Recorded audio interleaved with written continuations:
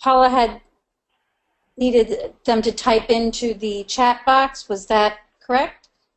Yeah, if they can indicate their name and, excuse me, if they've attended the virtual session on 10/3, if you can indicate that in the chat box, and we're going to capture that information for attendance, and then we're going to record attendance for today as just kind of a housekeeping item.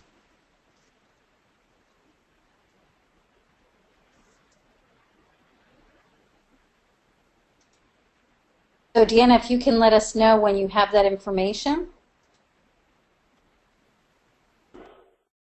Good morning, everybody.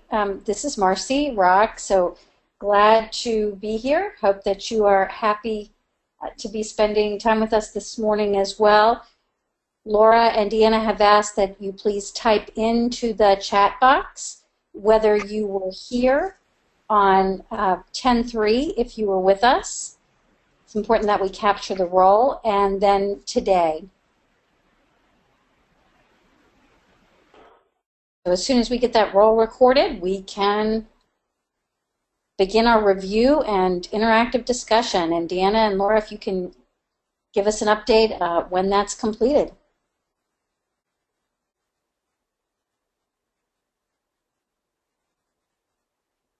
Why don't you go ahead and get started while people are typing in the chat box? Sure. Was that Paula? Yeah. Hey, good morning. Good morning. Glad you could join us.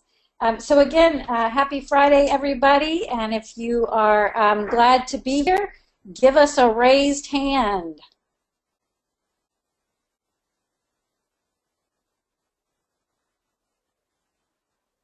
We can start with some energy and enthusiasm. Laura or Deanna, can you give us a sense of how many raised hands we have? A few? I unfortunately do not have that view option. I can't see that portion of the responses. I want to just have everybody raise their hand just to test and make sure that we can hear, because they can hear, because I'm only seeing a few up there right now. Okay, so use the raised hand icon. It's in the control panel that you can bump out on the right-hand side of your screen. There's a little hand icon. There's a microphone. Okay. Page to the left of. We're seeing more. There are a few that are still not raising their hand, but I hope they can hear. So if you can hear, you're glad to be with us this morning, get those hands raised and let us know. And then you'll have to click on the icon to unraise your hand. And that'll be a red down arrow on the hand. And then when you raise it, there's a green up arrow that shows. So you have to manually toggle back and forth there.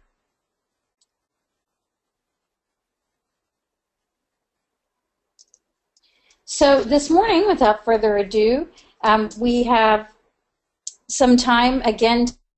Glad to be joining together again. And Laura, if you could advance the slide, please. We have an advanced organizer, 3 things that we're going to do together this morning. The first is to review the coaching continuum PowerPoint, some highlights of that that you reviewed for today, as well as the coaching modules that you reviewed prior to our previous session. This is not a linear sequence. We'll be moving back and forth regularly within this content. So it's not a once and done, check it off the list. It's keep going back and forth between the important areas of content so that we continue to deepen and build that knowledge base. If that makes sense to you, give us a raised hand. So again, the green arrow, if you click on that, it'll give us a raised hand. And if you see the red arrow pointing down, then your hand is not raised. Paula or Deanna, can you give us a sense of, are we getting some raised hands?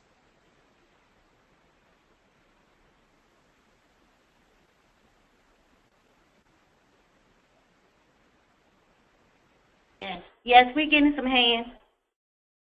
Great. Thanks, Deanna. And then we'll move on to some interactive discussion questions. And again, we'll be asking you to use the chat box, to raise your hand, or to use the microphone and speak. This is interactive, and it's important that we hear from you. And during our last session, we had some great interactions. So let's warm up and get ready. So what you're seeing on the screen now should be the focus on our foundation, which was the coaching collaborative modules that you viewed online and that we reviewed last week. So there are 5 modules, separate modules actually, that are available online that you looked at. And they're important because they form the foundation for the technology-enabled coaching continuum, what we refer to as e-coaching. So we reviewed some of the rationale and key points for why are we bothering with technology. We live and work in the digital age. Really important, we shared the IES study about how coaching in real time is important at the point of transfer, that we're not seeing good transfer and impact on our K-12 students with and without disabilities when we're not coaching at the point of transfer, and you were all certainly on board with that. And while I shared the IES study last time, I wanted to share some good news from a study that was done in 2011 by Allen and Pianta et al. Dr. Bob Pianta is at the University of Virginia. He's the dean there, and has done a lot of work with a professional development program called My Teaching Partner. And it is a web-based coaching system. It's been done with early childhood, elementary, and secondary. And this particular study that was done actually in 2011 was based on randomized control trials. So that's the gold standard of research. And in that study, they actually found that achievement gains were equivalent in terms of academics from the 50th to the 59th percentile, and that those improvements in academics seem to be mediated by the changes in teacher and student interaction. And that's really what we focus on when we focus on the live in-ear coaching component. But as we'll see today with the continuum and what you reviewed, we need more than just the in-ear component, and we'll talk about why that's important too. So a little bit more of the research and development, which was in Module 2 to get us started. You also looked at coaching basics, and we asked you to review some of that today in the overall plan along with the coaching continuum PowerPoint. We'll move on to the feedback loop in future sessions, and the technology continuum we will address next session together. So again, we'll be moving back and forth between these modules, not in a linear way, but in a way that's referred to as interleaving, which seems a little messy, but we get much greater gains in learning. And so bear with us with the discomfort. Does that make sense? Give us a raised hand if you're with us. And Deanna, Laura, or Paula, if you can give us an indication of if we have some raised hands. And I, unfortunately, I'm not sure why the technology piece on my side of the GoToWebinar, I do not have the ability to see our attendees. I see that we have 27 entered into the webinar, but however, that's not populating on my view, and so I can't see hands raised like in our last session. And I'm not seeing anything generated in the chat box. I'm sure folks are contributing there, but unfortunately, for whatever reason, on my side of the technology, I'm not able to see those things. Okay, Laura, we do have a lot of hands that are raised, and everyone is putting their comments in the question box. All right. Thanks for the good news, Deanna. Do you? And I don't see a question box on my side of things. I'm not sure. Right, my question box is empty. So, Deanna, do you have any questions to share with us that need to be answered right now? Not at this time. Great, thank you. Okay, so moving on into our content. Today, our spotlight is on the technology-enabled coaching continuum. And this work, as you saw through the PowerPoint, is actually based on the work of the seminal work of Joyce and Showers back in the 80s. But they really got it right when it comes to these essential components. And our time together today will be spent really understanding why these 4 components are needed and why it's important to invest the time. So you see them on your screen. You saw them in your previous PowerPoint, the e-coaching continuum done well. So we have the study. We have to study whatever it is that we're going to be coaching on, whatever the content or pedagogy. In our case, it's math and reading foundations. So we have to build a knowledge base together, and we do that traditionally or typically through studying. Joyce and Showers recommend 20 to 30 hours of study for content or pedagogy, and that should be coming through the Reading and Math Foundation modules and curriculum that you've been using and updating through DPI. The second component is the peer observation of those practices, and that can be done. Again, we're going to be talking about the ways that we can do these things through technology as well as through face-to-face, so blended or purely technology-enabled. And Joyce and Showers recommend 15 to 20 observations. Now, again, we're not talking about 3-hour observations or 1-hour observations. We're talking about using small increments of time effectively and efficiently. So watching a video clip for 5 minutes or 15 minutes, Skyping into or using Google Hangouts to virtually visit another teacher's classroom to see them using math or reading foundations principles really well. It can be an hour, but again, we want to look to small increments of time. Focus on watching the introduction of a lesson, the lesson structure, or the meat of the lesson when it's math or reading foundations, or the closure of a lesson, or specific techniques or pedagogy or content that you're looking for. So it's really targeted observation. Does that make sense? If you can give us a raised hand.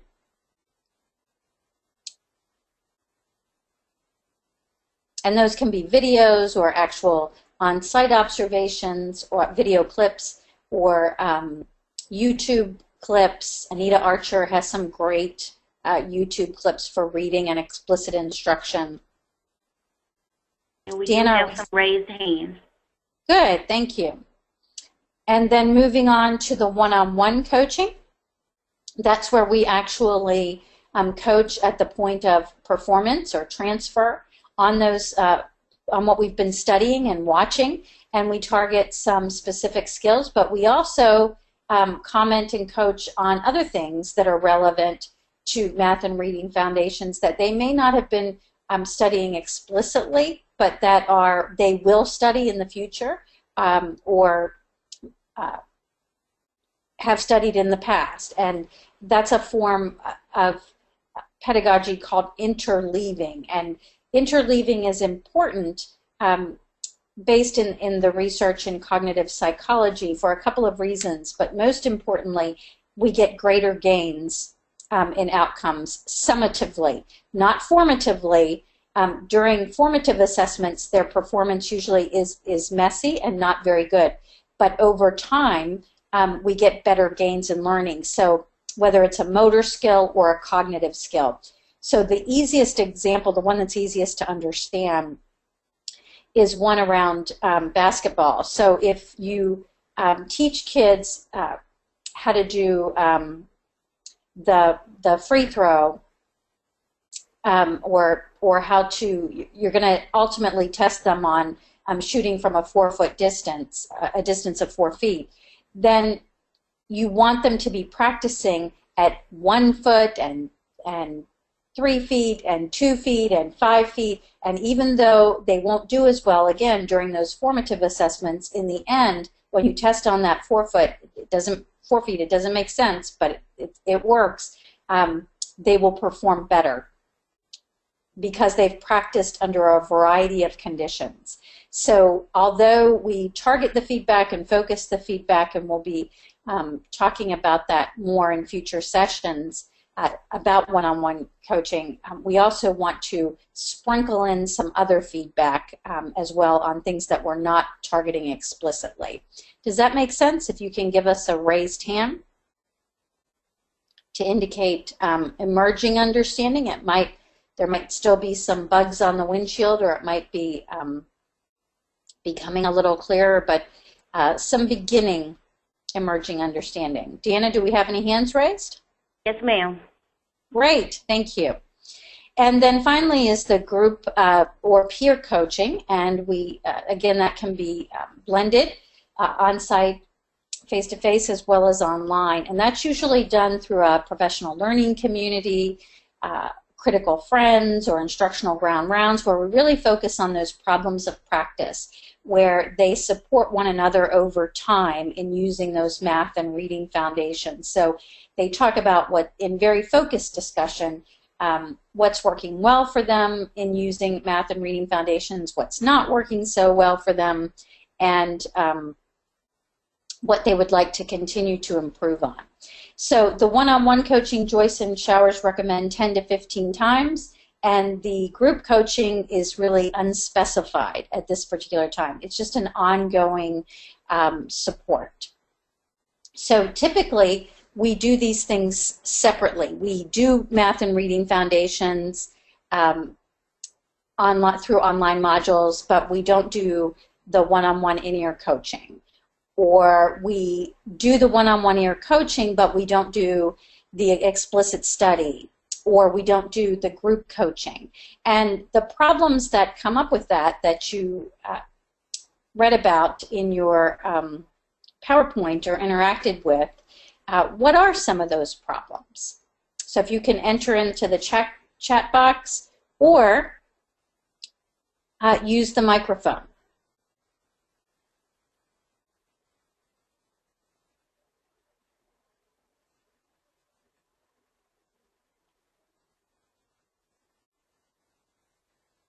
Again, what are some of the problems when these dots are not connected? So when we just do online modules of math and reading foundations, but there's no coaching. Or we do an online PLC, but there isn't any study or coaching that happens. What happens when these dots are not connected? Do we have any responses, Deanna? Not yet, Marcy. We're looking for the question box again. Or the microphones. If they raise their hand, then they can be unmuted, right?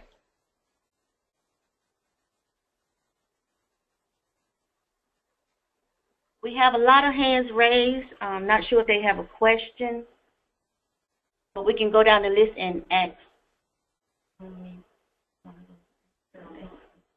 Carolyn Moffitt, do you have a question? No, ma'am.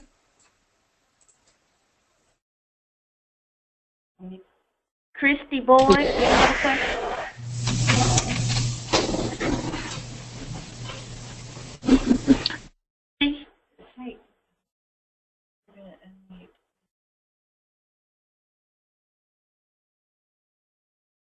We're unmuting Heather now.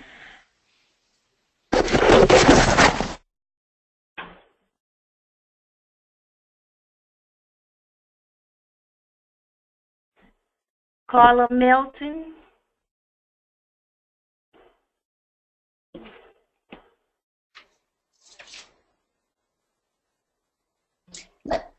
Let's, Deanna?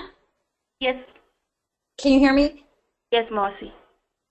Let's revise this question, and we'll break it up into parts. So let me set the stage and give an example. When we study, when we just do the modules or we just do the professional development trainings for the study of math foundations and reading foundations, for example, one of the problems is, as we talked about together, it doesn't transfer. or very little of it seems to transfer into classroom practice. And we see that from that 0.0 effect size to the 1.42 effect size that's added when we start coaching. When we don't have group coaching as part of our professional development approach, our technology-enabled coaching continuum, then it's likely not sustainable over time because those peer supports are really what help us sort of figure out the problems of practice as we go along. If we don't study math and reading foundations and we do the coaching, then unfortunately they become dependent on the coach. So those are some of the examples that were included in the PowerPoint. And I do want to emphasize you read about Atul Gawande in the PowerPoint early on, and he's a Harvard-trained surgeon. And Atul brought a master surgeon who had trained him, actually, who had retired, into the operating room with him to coach him because his complication rates had sort of plateaued, and he wanted to reduce them. And so he brought the coach in to give him feedback and was actually successful in reducing his complication rate. And so the quote that's in the PowerPoint is from him, and he says, "Coaching done well may be the most effective intervention designed for human performance."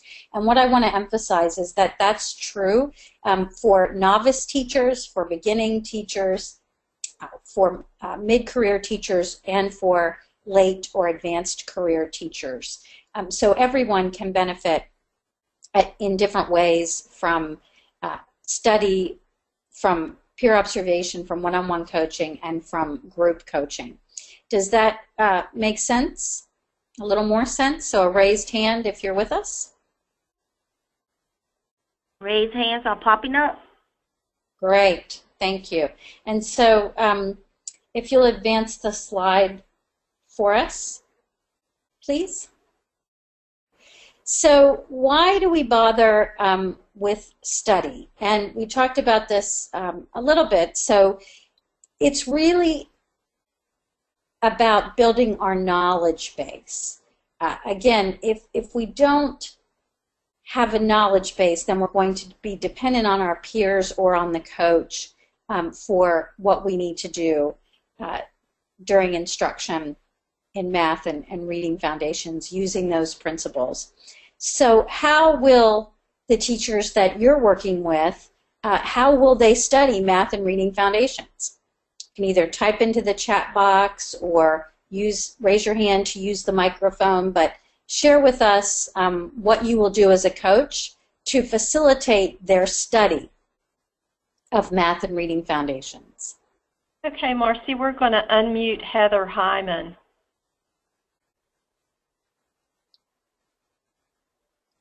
Hi, Heather. Hello. Do you have some idea? No. Do you have some ideas about how you will help them to study the math and reading foundations?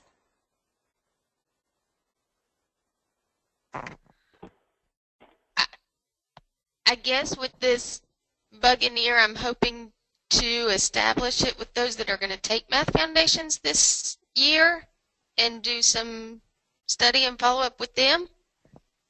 Okay, yes, great. So the question is, they will have completed math and reading foundations, right?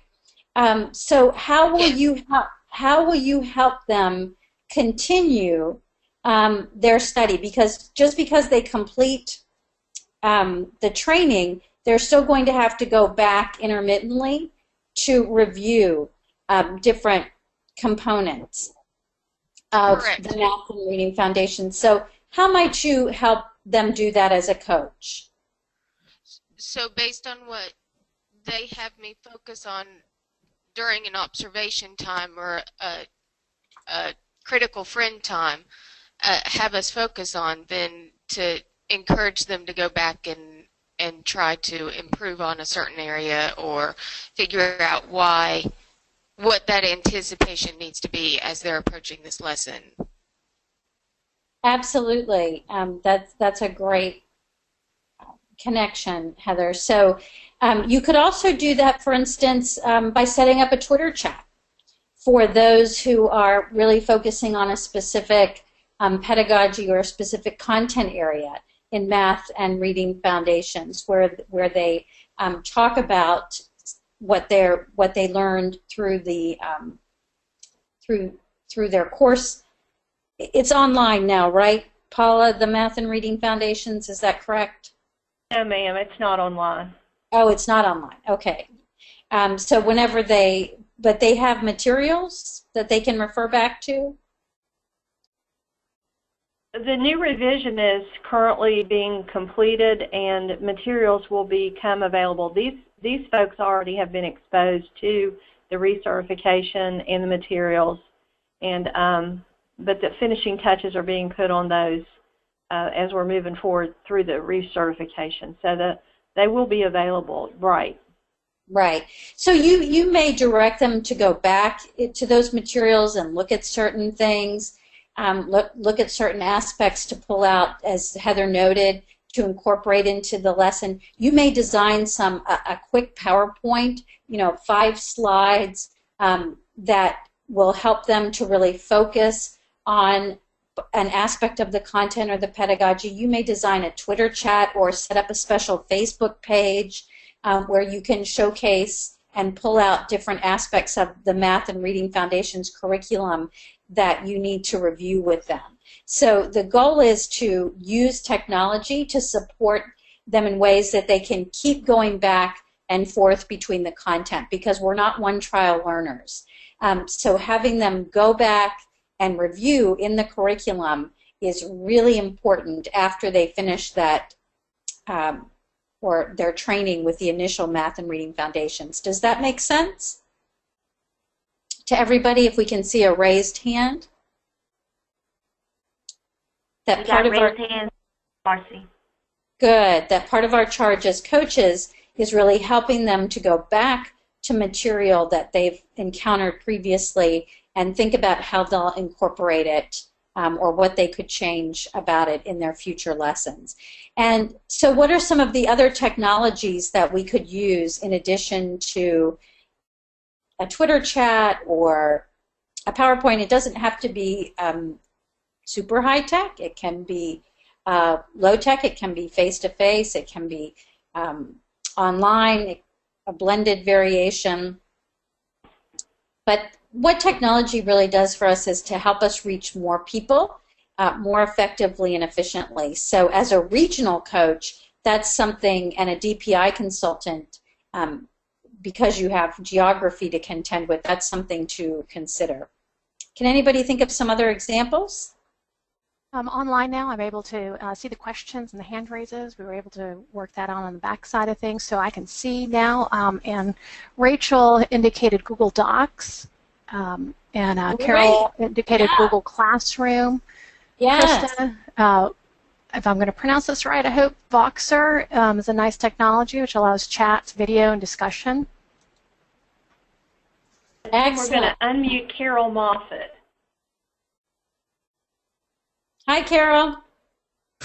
Hey, everybody. How are y'all today? Doing well. Can you hear me? Okay, Yeah, I think it was a different. Great. Okay, that wasn't my comment, but yeah, I think that the technology piece is so great because just covering, like you said, Marcy, covering that such a large area, like in my district, covering so many schools, having that technology piece to be able to connect with so many people. And then again, with like our booster sessions or our follow-up sessions with Math Foundations, being able to, it's hard for teachers to give up that time away, even if it's in the afternoon from their school sites, but being able to do those booster sessions with technology, with more people coming together, having maybe some similar questions that they might have, or even some of the coaching sessions that I've seen with similar concerns maybe in the classrooms, that maybe doing those booster sessions for that particular piece of Math Foundations, whether it be with the technology or, like you said, with the face-to-face. But the technology really helps a lot of people that can't get out of their building to be able to participate. And I think that's a great piece to add to that. Thank you, Carol. That's an excellent example. We heard such great examples, the Google Docs, the Google Classroom, using the booster sessions that Carol referred to for math or reading foundations. So as you're sharing those lesson plans together and really creating those communities of practice, there still has to be study and review associated with the content and the curriculum.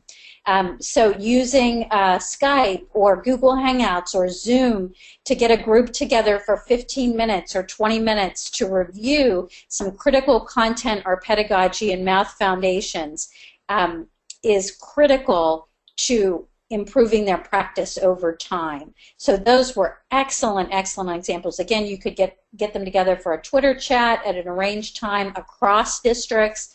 You could do a Facebook page that's by invitation that has different review and content areas. You could do a PowerPoint, you could do face-to-face, but you need to be thinking about how those reviews or boosters are going to take place and how they're going to meet the needs of your teachers and how it can be embedded in those group coaching sessions to the greatest extent possible, because that allows you to work the continuum more effectively and efficiently. So kudos for sharing. Those were great examples. Give us a raised hand if you would please, if that's a little clearer to you now about ways that you could leverage technology. Are we seeing some hands? Yes, hands are being raised. Great. And again, Joyce and Showers recommend 20 to 30 hours there. That's a guideline. We know that frequent repeated reviews or boosters over time are more effective. That distributed knowledge and practice is more effective than spending long portions of time originally. So that's something to consider as well. And you saw some examples in the PowerPoint. There were some links embedded. So if we could move on to the second, do we have any questions in the chat box about the study?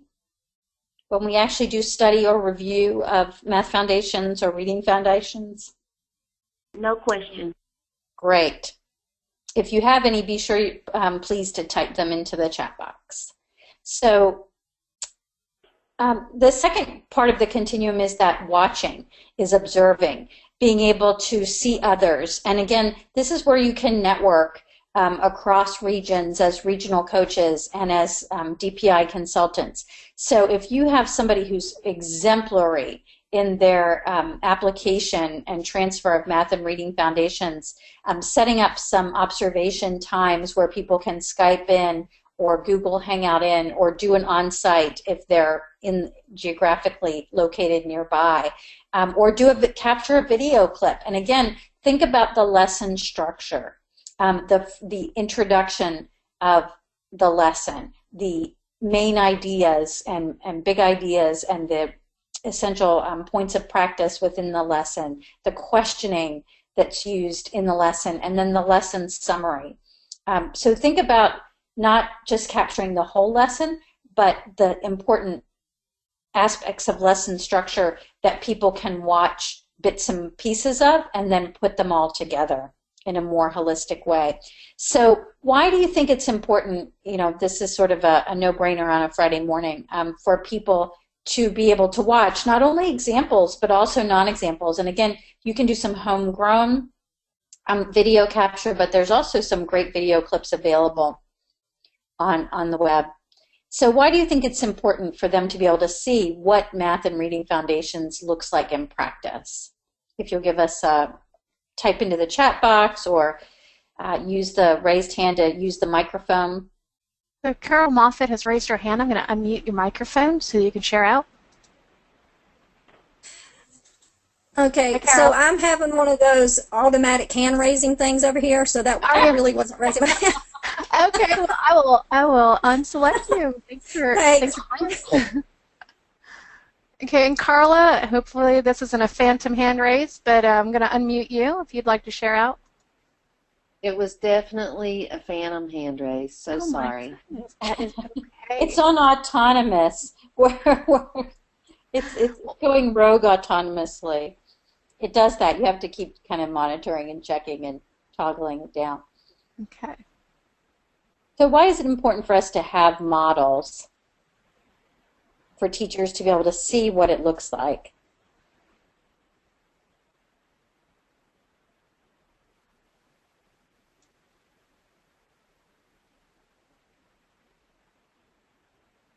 So Richard indicated in the question box that study in theory is nice for evoking thought, but seeing it may help someone know how to integrate the practice.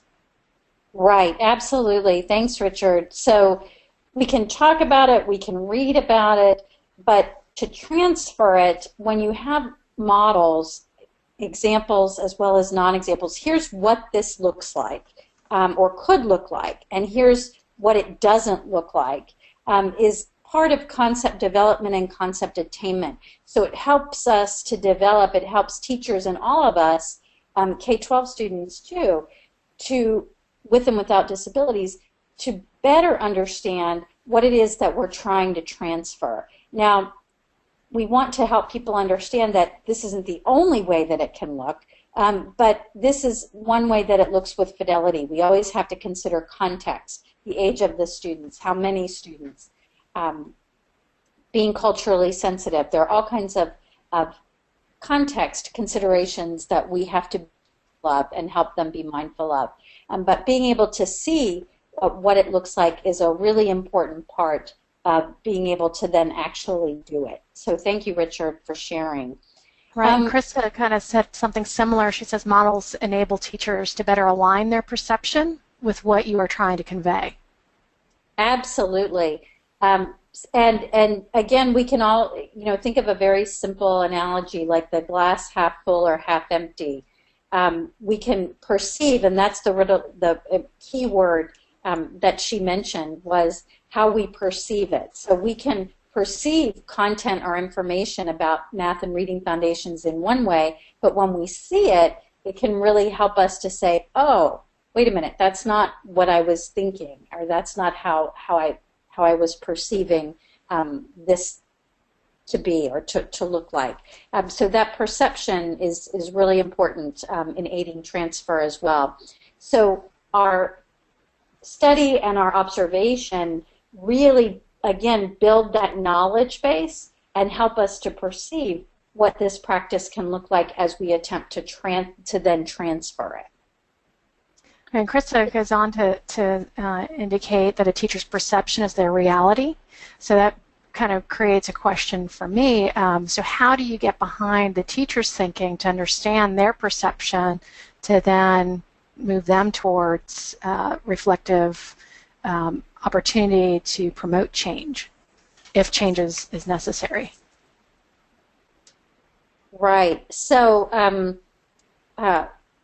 one of the ways to do that is when you can ask them to do a self-observation by capturing a video clip and then reviewing it separately as well as together. So doing their own video model of practice and seeing where the misconceptions or misperceptions might be happening. That takes a little bit longer because then you have to review it together or annotate it together. But self-models or self-observation can be very helpful for that reason. Another way that you can do that is through joint lesson planning. So looking at how things are being intentionally, in terms of math and reading foundations, included in lesson plans and where it's showing up accurately, where it's not showing up at all, or where it's not showing up, where it's showing up inaccurately. Does that make sense? And then being able to watch a peer to be able to do some compare and contrast. Does that make sense, Laura? That does. Yeah, and Krista indicated co-planning helps to dig deeper into their understanding as well. Absolutely, that co-planning. And again, taking a couple minutes, so 20 minutes, rather than hours and hours and hours, to really focus be very targeted and focused on the most important area to tackle for this one. Get that under the belt, then move on. So we can't tackle everything simultaneously. When it comes to coaching, it's about really prioritizing what will make the biggest difference now in this lesson, whether it's through the observation or the study or the one-on-one coaching or the group coaching, and then getting some movement in that direction and adding other things as we go along. Does that make sense? If you can give us a raised hand.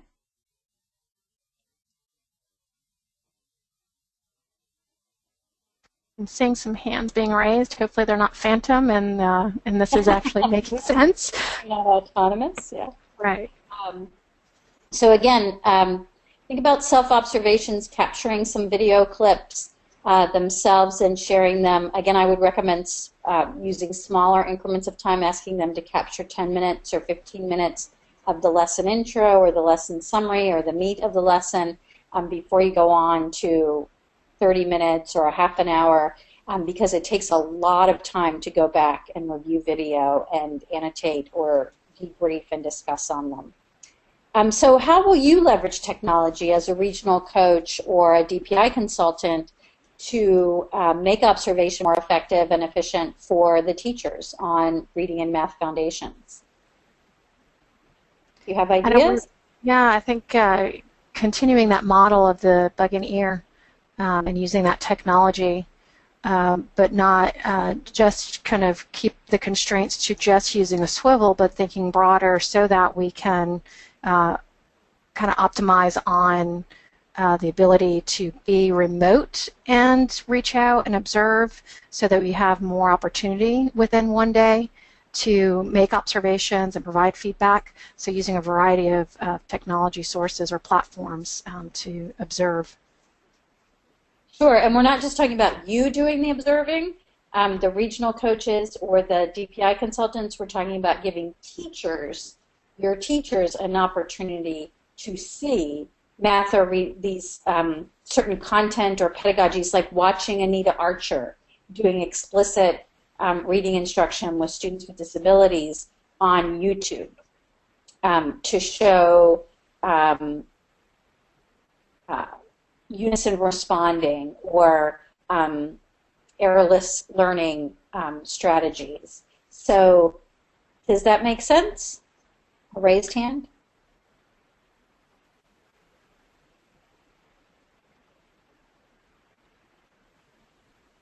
So seeing some hands raised.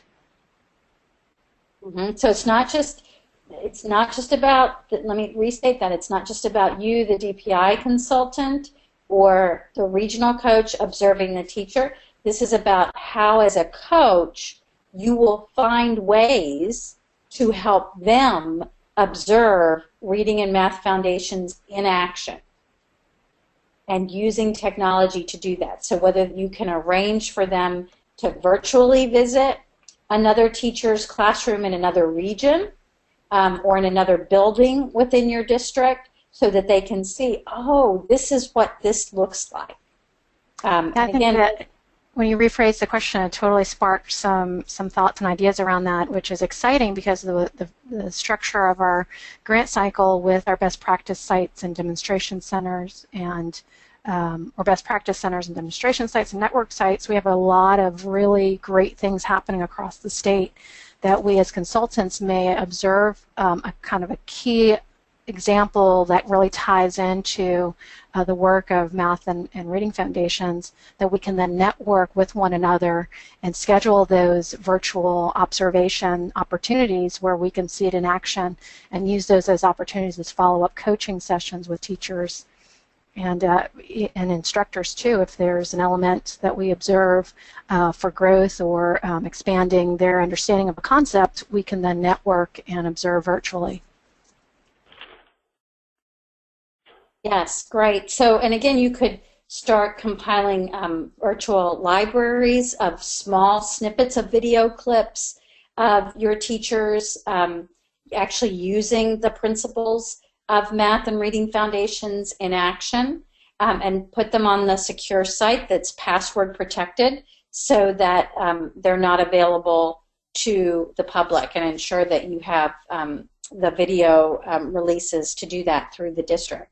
But very effective, and then couple that with the study of theory and practice. So when you're doing those booster sessions, that's a great time to pull up a clip to help them see, not only to review some of the main points of that math and reading foundations content or pedagogy, but then to see it in a 3 to 5 minute video clip. And so you can do those together rather than in a linear way, one after the other. Does that make sense to folks? Can we get some hands?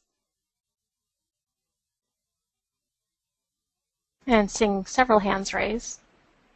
Good. So asking, and again, you can ask your teachers with whom you're working to capture a few minutes of a math or reading foundations lesson on their own, and then share that video clip with you, and then you can decide where the exemplars are. When teachers are really brave and get really comfortable with this, they'll also be willing to share their bloopers or things that didn't go well during the lesson, and those are equally as important. It's harder because we don't like to capture those on video, but you can certainly share them as a problem of practice during the group coaching. Why were kids not responding? What didn't I do with fidelity in terms of math and reading foundations? Or what do I need to reteach? Those kinds of things. So we ask for support. But the observations are really important. There are also lots of great YouTube clips. Again, Anita Archer has a wealth of them available that would align with reading foundations. Math foundations, I think consultants, if you put your heads together and search YouTube, or and you probably have already done this, or the teaching channel, for instance, there are some great examples and non-examples. Some of Deborah Ball's high leverage practices that pertain to both reading and math foundations. There's great examples out there. Does that make sense? Give us. There are also some paid subscription libraries. National Board has some video archives available that require a paid subscription in order to access, but they are becoming more available, where you can actually see video clips of what these things look like in practice. So there are a few hands raised on that one. Good, thank you. And so, moving on, do we have any questions about observing?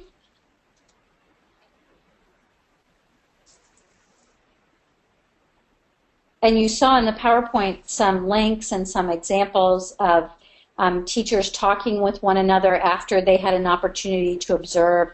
And in one of the clips you saw a veteran teacher and a beginning teacher, and certainly that dyad can work, that pairing, but you can also have 2 veteran teachers or 2 novice teachers. And as the coach, be facilitating that discussion like you saw in the clips.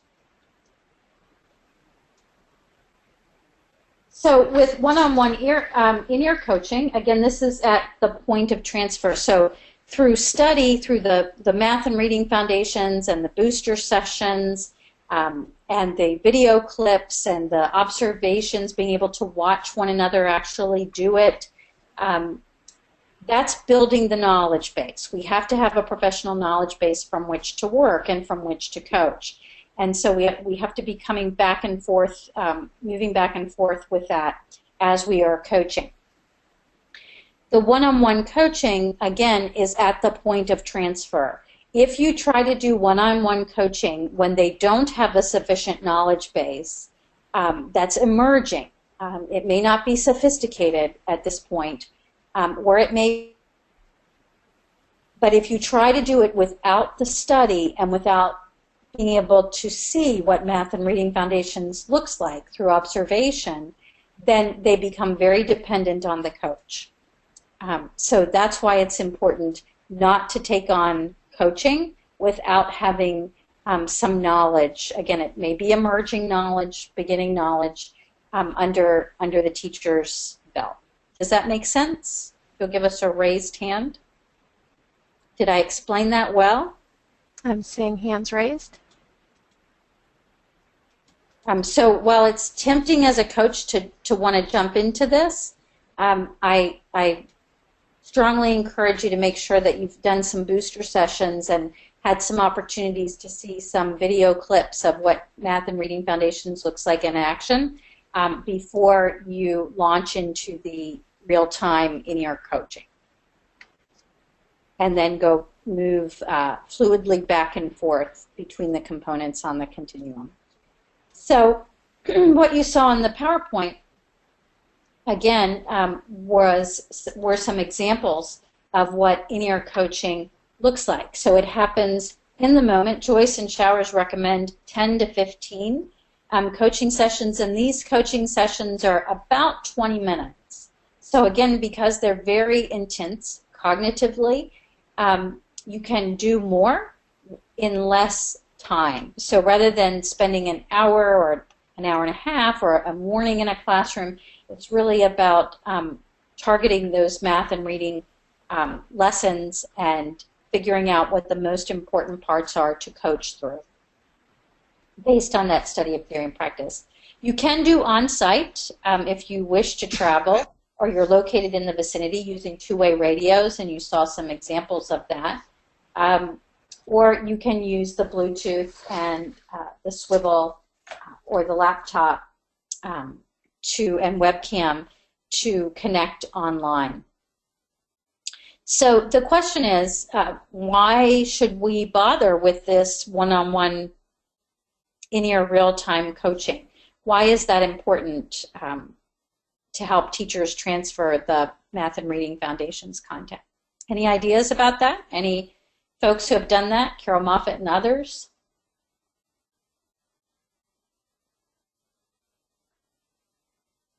So those that have this experience, if you raise your hand, and I can then mute you. So Rachel, I have you with a hand raised, so I'm going to unmute.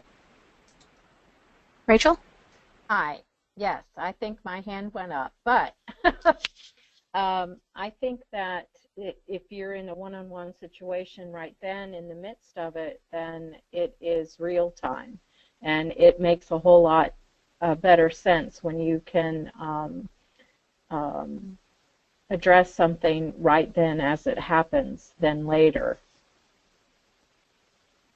Absolutely, Rachel. You are right on target. So if we go back to the modules, one of the things that you learn through the modules is through the research and development is what our teachers told us, as well as the coaching basics. We know that reflection is important to promoting effective teaching and learning, and what the teachers who have been involved in real-time in-ear coaching one-on-one is that it promotes what Schoen referred to as in-action reflection rather than on-action reflection. So on-action happens after the fact. And we can have great discussions about what we would like to change and what we would need to change. But if you think about it in your own life, I'm always struggling with dieting. And so if I think later about what I shouldn't have eaten that day or what I should have eaten, I can come up with great plans. But if I had someone in my ear while I was eating, I would do a much better job sticking to my plan. And reflecting on it in the moment. So it's the support that is just in time. It is at the point of transfer when we need it the most. And it does promote an inaction reflection cycle. So what the participants have told us over time is that the voice becomes their voice over time and helps scaffold that decision making for them. Which is really important. Other thoughts or ideas? We have a couple comments. So Richard asked if you can repeat the original question, and then Jenny, I think what she wrote, she's laughing, and she says, yes, smiley face. I think that's a high five for you with what you've just said. And Carol is saying her hand is actually raised, so I think she wants to add a comment.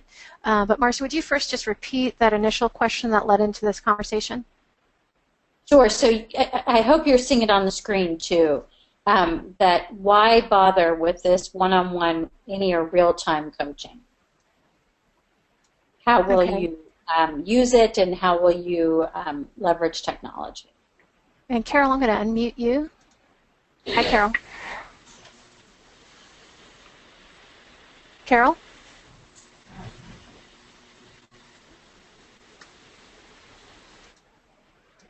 Carol? Yes. Can you hear There me you now? are. I can hear you. All right, great. I just wanted to add a little bit to the, why bother with that one-on-one real time, and I think some of the comments that were already made, just that it's happening right then, that real time piece. But then what I wanted to add is just how the students are benefiting from that right then. Marcy talked about that reflective piece and how the teacher is reflecting about it when you're giving her that feedback in the ear, and she's making some changes.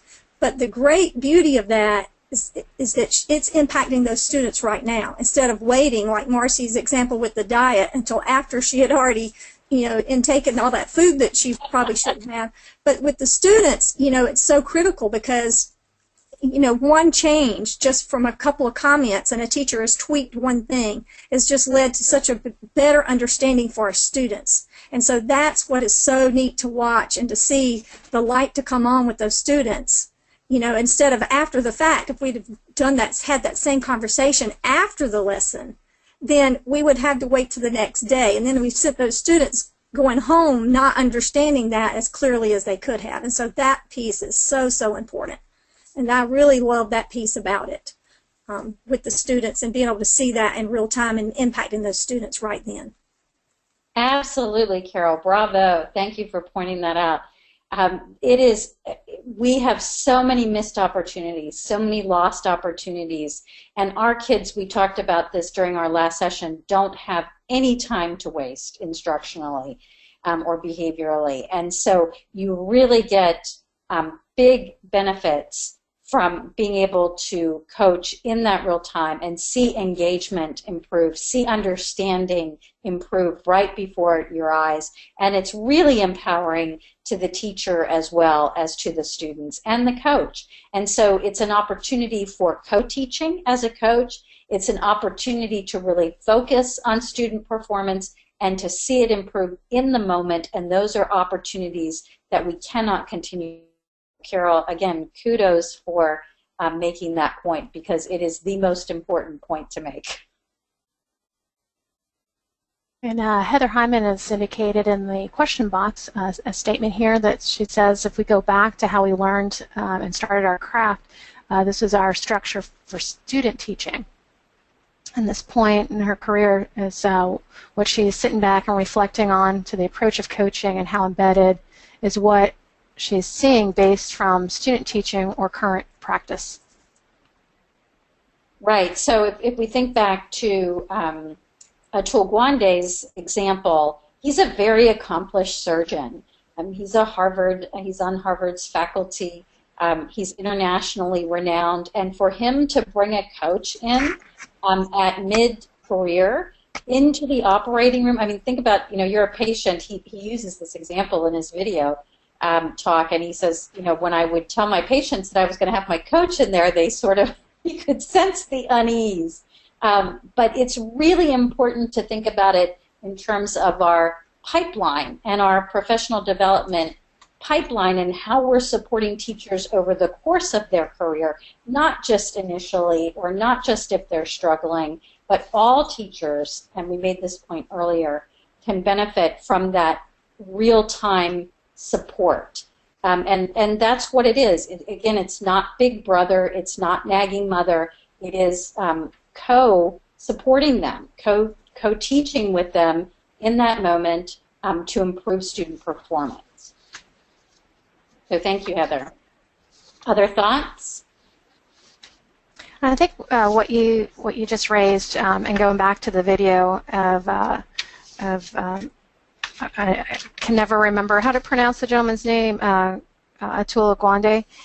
It was just remarkable that clip. It's long, so you do have to ensure that you have enough time to sit down and listen to it, but kind of some of the big takeaways from his presentation to the Harvard School of Education really indicated that separation of that administrative role as coming in and doing an evaluation versus a coach that comes in to support and grow the skills and the craft of a teacher, that sometimes that extension of administration, or that feeling, in his words, that you're a spy coming in, really can impact the dynamics of the coaching opportunity.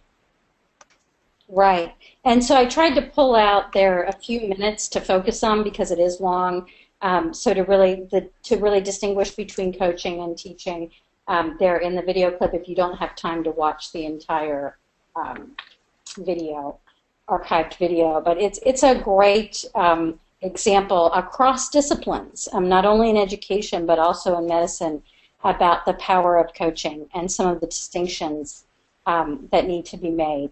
And again, how it is the support at the point of transfer when we need it most, and when we are most likely not to provide it is what's interesting. So again, smaller increments of time. What are your thoughts about the kinds of technology, using the two-way radios where you have to be on site versus using the Bluetooth online? What are your initial thoughts about that, even if you haven't had experience yet?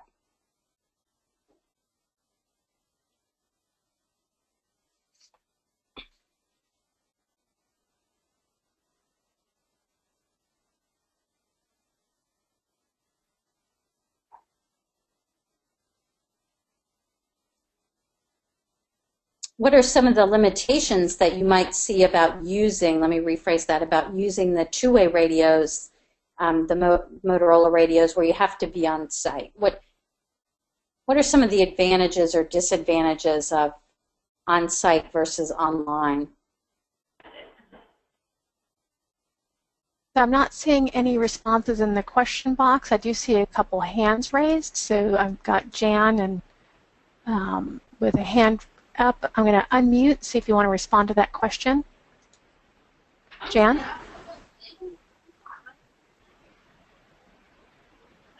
Okay. We'll check with Heather. Would you like to respond to that question? Heather? Well, I will. So I guess just limitation is that it's time. You have to physically be there. If you're dealing with not being in that building, then travel time, which takes away from contact time otherwise. If you're at Bluetooth or something like that, then you don't have to do the travel time, but I know some people are more comfortable with having somebody physically there, so I think those are some considerations. Great, thank you, Heather. Absolutely. So one is the comfort level that you mentioned, and that's important. So you might want, if people want to start there, that's something to consider. It can be more intrusive. Online tends to be more empowering because the kids don't see the coach. They might say hi to the coach online initially, but then they quickly forget that the coach is there. Versus having the coach sit at the back of the classroom, then they really view the coach as being the one who's providing, who's the leader. And so it can be very disempowering to teachers to, in the eyes of students, to have the coach physically there.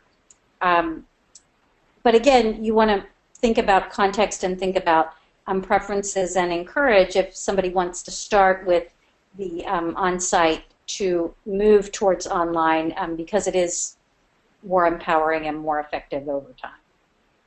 Yeah, and from the questions, some of our participants indicated that perhaps less technical problems using the radios versus all the nuances with technology that could impede or get in the way. And then for a disadvantage is that, or what the positive of the technology piece, the Buccaneer and such, is that it provides the coaching opportunity as just being observed by the teacher and the coach, and it's not a distractor to the students. Yep, right on target. Absolutely. Good comments. So moving on to our peer coaching. The next discussion question. So peer coaching, which you read about in the PowerPoint, is really about bringing teachers together, whether they're in the same district or across regions, to share their problems of practice with reading and math foundations. So in a structured, healthy way. So this isn't an opportunity to get together and complain about math and misery loves company, right? To complain about math and reading foundations, but it's to say in a structured way, again, a focus on what's working well and what's not working so well, and how can we help one another figure it out. So many of you are familiar with instructional ground rounds, where a principal or a team, and you saw this in the video clips in the PowerPoint, come in and they watch and they give feedback, and that can be really intimidating. Critical Friends is another protocol that has very guided questions where peers give feedback on the problem of practice, or simply just an online PLC, professional learning community. And IES also released a series of studies on online PLCs and blended PLCs, and they actually trumped face-to-face PLCs in their effectiveness.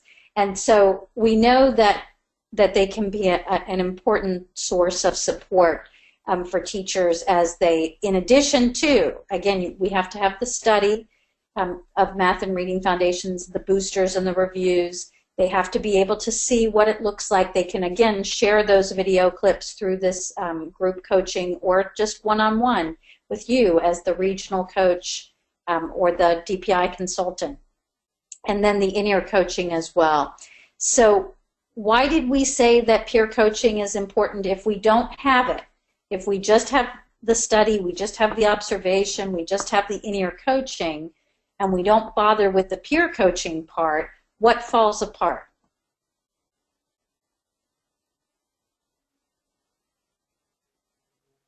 Any ideas?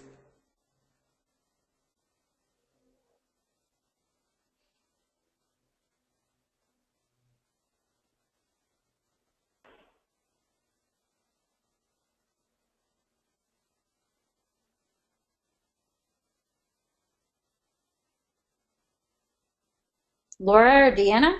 Do we have anybody? Well, there's not any hand raised, and just got a message in our question box. Richard indicated the integration falls away to habitual practices of old. Absolutely, Richard. You got it spot on. So our past behavior is our greatest predictor of future behavior, so it really impacts sustainability. Because as the coach, you can't provide that in-ear coaching forever. So you have to be supporting lots of teachers. So building in those peer supports over time allows you to move back and forth within that continuum while they still have support through one another. So again, this is a flexible, fluid continuum. It's not a linear continuum. But if you help establish that online PLC, or those critical friends groups, or those virtual grand rounds, then you're building their capacity to continue to strengthen their practice and to avoid abandoning it and returning to their previous practice, like Richard said. So spot on, Richard. Thank you, and well stated. And I've got Carol Moffat and Carla Melton with hands raised, so I'm going to unmute Carol first. And then, Carla, if you want to indicate in the question box that you indeed do have want an opportunity to share out, I'll make sure that we unmute you too. So, Carol? Yes, I wanted to just talk briefly about this, because we implemented the peer coaching piece this past year with a teacher that I had done a lot of work with, met with and done lesson planning, had done bug in the ear coaching, but like Richard said and Marcy said, once I was gone, she would revert back to what she was doing before. And so it was like she was okay with, as long as I was there coaching in her ear, she would do the practice that we were working on. But when I wasn't there, or when I wasn't doing it in her ear and I was just doing a video, collecting video of that, she would revert back to her older ways. So then, finally, at the end of the year, I asked her, when we implemented the peer coaching. And when we did that, we started with, they had, both the teachers were bug in the ear teachers in different buildings, and so we had captured the videos of each lesson, and then we met together, and we had a protocol that we used and questions that they could ask each other, and the focus of what that day was about.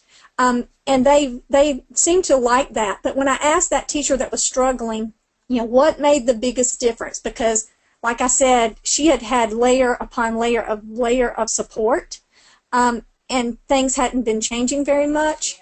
And so when I asked what made the difference, and her response was watching the videos with the other teacher and doing that peer coaching. And they gave each other feedback on things that would work. And just watching the video as well was very beneficial to them. So that really made a big difference.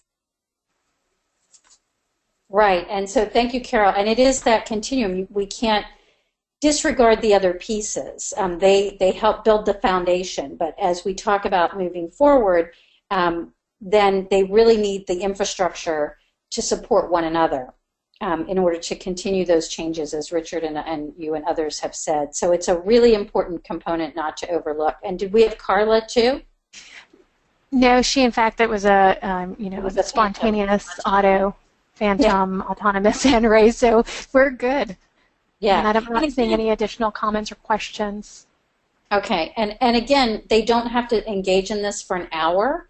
It can be small increments of time used effectively, where they share a very focused problem of practice or share very specific components of a video that they've captured, and then ask for feedback, for targeted feedback. So we want to move away from long, lengthy, 8-hour PDs, 3-hour PDs, to using small increments of time to make them part routine habits. Richard used the word habitual, to promote positive, productive, impactful professional development that is continual and continuous rather than piecemeal and fragmented.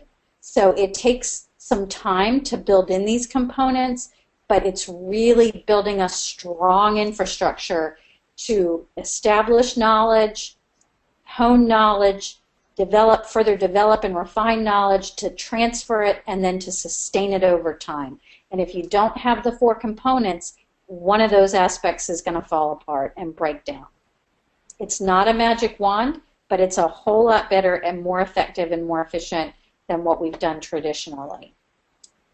So any thoughts about how you could use technology to get teachers together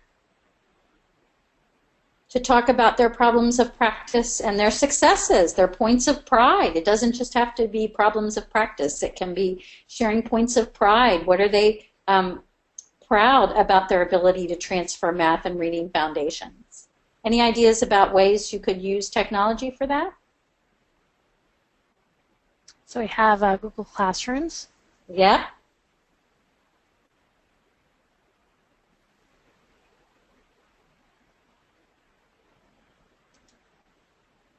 And that's the only response so far in our questions strand. So folks, ensure that you're writing your responses in the questions, not the chat box. And Richard also indicated shared drives like we have on Edmodo. Absolutely. Great examples. Getting them together live through Google Hangouts, Skype, or Zoom. Again, lots of opportunities to share securely and privately, and we really want to emphasize confidentiality because there are trust issues and legal issues that teachers need to be sure are protected. And Krista indicated an ongoing discussion board would be ideal to offer convenient and timely communication. Absolutely. Great ideas. And Heather indicated you can download into a private YouTube account. Absolutely, and you can secure that account so that others cannot access it. I think a benefit of all of that too is a lot of times our coaches aren't isolated to one building and they're in multiple buildings, yet I'm sure across those buildings have similar strengths and needs presented, so it allows for folks to come together in a platform that is void of space and needing to have everybody in one location, so it is more convenient. Right, and if they have the video clips archived securely, they can view those asynchronously rather than synchronously and then come back together for the discussion synchronously. So it gives some flexibility not only with geographical constraints but also with time to really prioritize when is it most important for people to be together and to carve out that time, and when can they do things on their own time or at their own pace and in their pajamas if they wish. Right, and in our case with literacy consultants, math consultants, and regional coaches, we are regionally supporting, and so this kind of takes that barrier of travel and the expense associated with that and the time it takes to get everybody in the same spot at the same time. I think will alleviate a lot of those hurdles or barriers to continuing that type of work. So it's exciting to have that platform.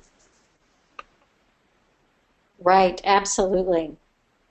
Again, more efficient, more effective, and that's where we get greater satisfaction and greater gains, not only for teachers but also for our students with disabilities. So moving on to our one of our last questions, and we sort of opened with this, and we're going whole apart to whole.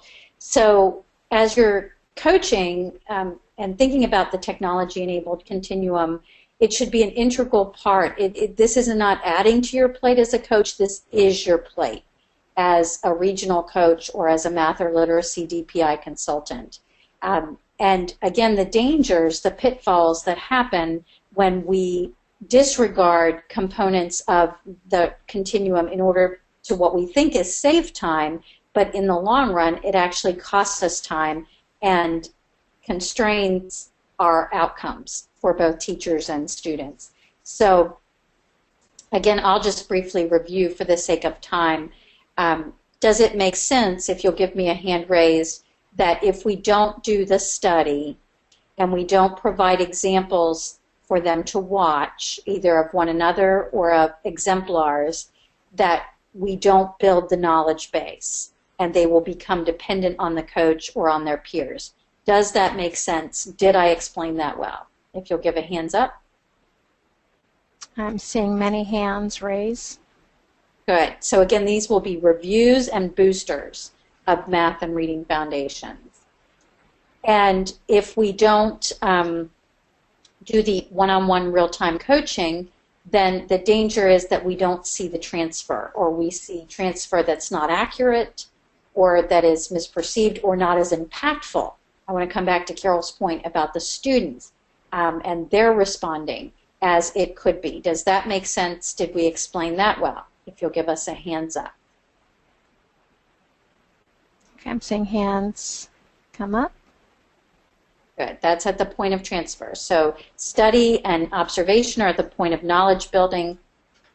In-ear coaching, real time, is at the point of transfer.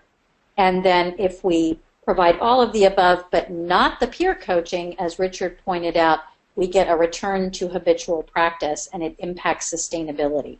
Did we explain that well? Does that make sense? If you'll give us a hand raised.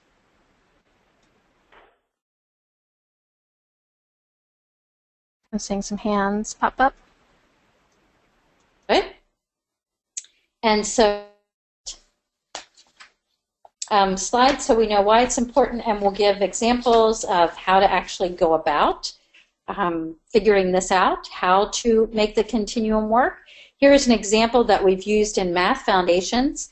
So not only can you pull from the Math Foundations training curriculum, but there are also great resources through the IRIS Center, which is at Vanderbilt, and I've given you the URL there, on high-quality math instruction, what teachers should know. So there are lots of reputable web resources. There are some very teacher-friendly articles around pedagogy, high-access instruction, Deborah Ball's high practices. Those are pedagogical practices that support the content, the math or reading foundations content.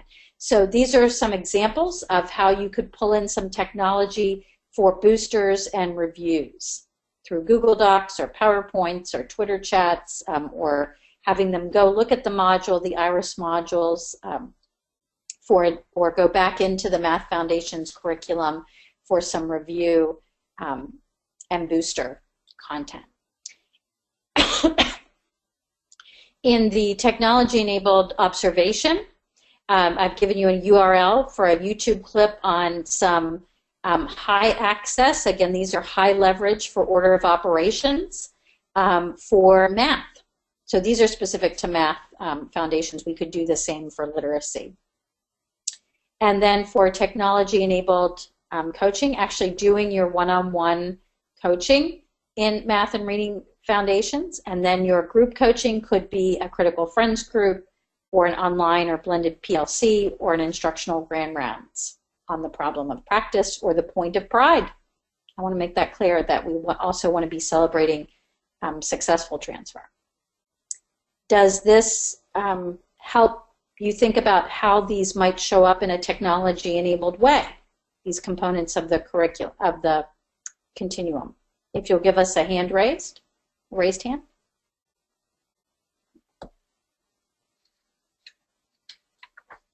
And I'm seeing some hands raised. And as a coach, regional, or as a DPI consultant for Math or Reading Foundations, as Carol Moffitt described, really being intentional about how these things are showing up in your approach to professional development, and not just relying solely on in-ear coaching or solely on providing video clips or using the peer coaching, but really connecting those dots with your teachers as a coach. And moving on. So our important points for today's content and the PowerPoint that is linked to the modules that you viewed previously is we're going deeper into that knowledge base about coaching basics, and specifically around a technology-enabled continuum so that we can coach more effectively and efficiently to get those student outcomes that Carol mentioned, and those improvements in student performance immediately and over time. So our keywords are in blue: study, watch, coach live, and peer coach. Very simple. And getting our teachers to think about their own PD using those keywords. So what do they need to continue to study? What do they need to see examples of? What do they need to be coached in? And how can they support one another? Does that make sense? We can do explicit instruction. There's a teacher model. Say it with us. Say it to a partner or in the air, and now say it quietly to yourself. Those 4 components are what we're going for. Any raised hands? I have a couple. Good. And finally, if you'll advance the slide. So our future directions, we are, again, not moving in a linear way through these, but moving back and forth, using the modules as our foundation and then bolstering with specific PowerPoints and then our interactive discussions.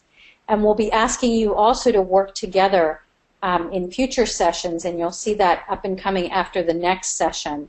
So we're actually trying to walk the talk and parallel the continuum by asking you to study certain things, by showing you some examples as we go along into our later sessions this fall, and then having you do some one-on coaching with one another and talking with peers about coaching. So we're really trying to use the same components of the continuum in our approach with you as we are asking you to use with your teachers. Does that make sense?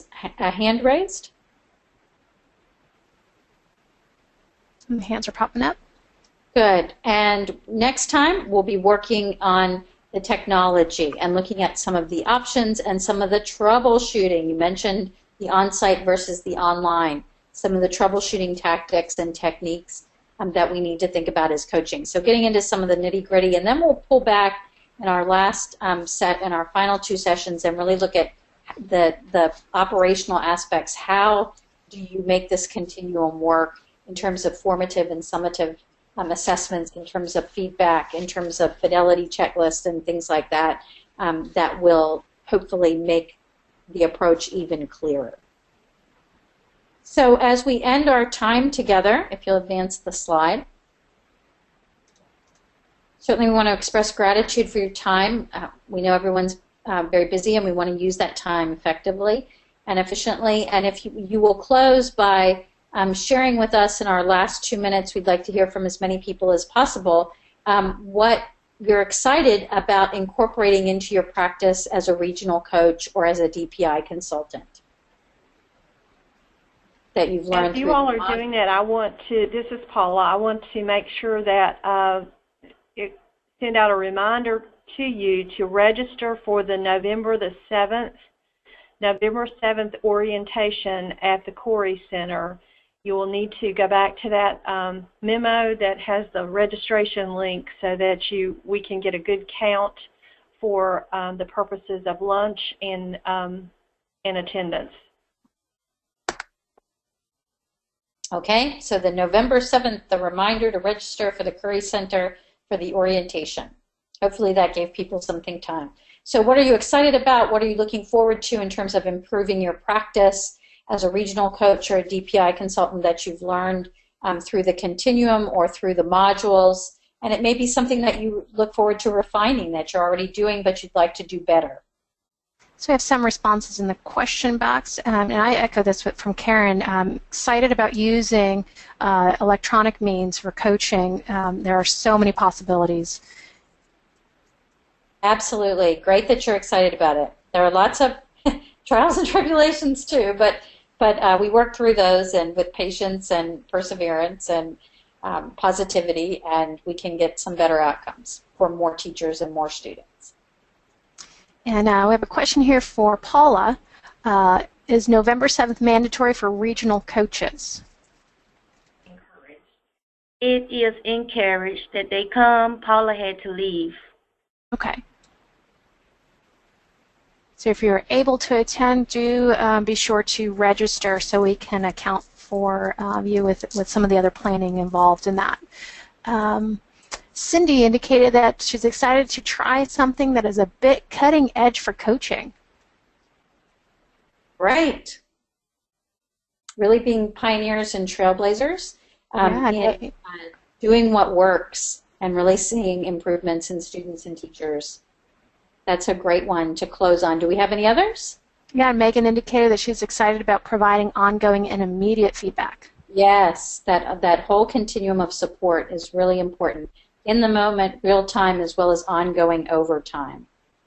Now we have a few others that have indicated. Carla has indicated she's looking forward to continuing her exploration around technology and and one aspect I think we often overlook in regarding to peer coaching is how empowering it is to the peer who does the coaching. Absolutely. Any others as we wrap up? Yeah, so a lot of it is just around the use of technology in coaching and how empowering it's going to be. So that's exciting to hear. Great, and really using it so we can get, not for the bells and whistles of the newest shiny object that's available in technology, but to use it to leverage this continuum. Because again, it provides those in-time as well as over-time supports that teachers and students need to realize greater impact. So kudos for our time together today and for your contributions and sharing and interactions. I'm really just spot on and looking forward to the work that you'll be doing with our students and teachers. Thanks very much, Deanna and Laura, as well, for your facilitation, and everybody for your attendance. Thanks, Marcy. Have a good day. Good weekend. You too. Take care. Bye, all.